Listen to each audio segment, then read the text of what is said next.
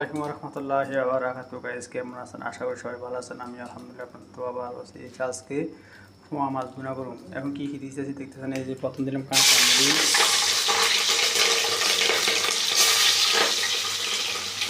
কাঁচামরিচ দিয়ে দিলাম। এখন একটা রসুন চেঁচে দিলাম। ঠিক আছে, একটু লাল হবে পেঁয়াজটা দিন হাতে থাকে।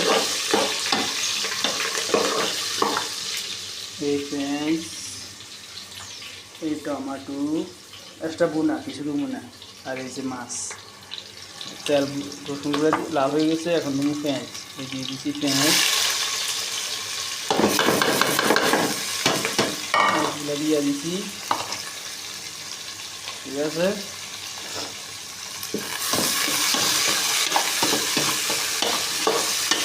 আমি সব যেগুলো তরকারি একটু পেঁয়াজ যদি লিখে দিই। মাংস বানালে পেঁয়াজ দিই 4-5টা, রসুন দিই 2-3টা, মাছ বড় একটা রসুন দিচ্ছি, 4টা পেঁয়াজ দিচ্ছি মাংসের সাথে। এটা কী কী দিই আমি এখন দিতেছি টমেটো, 2টা টমেটো দিচ্ছি।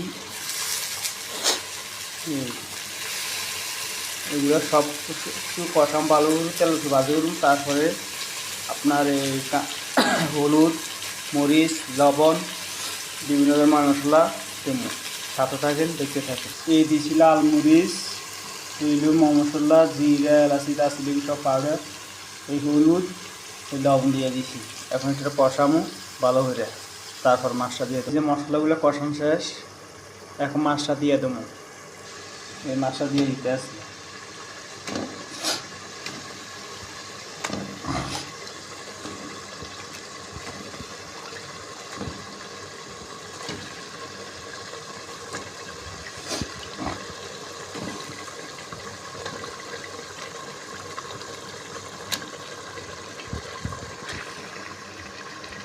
মাছটা দিয়ে দিচ্ছি, গায়ে জল দিয়ে দিছি।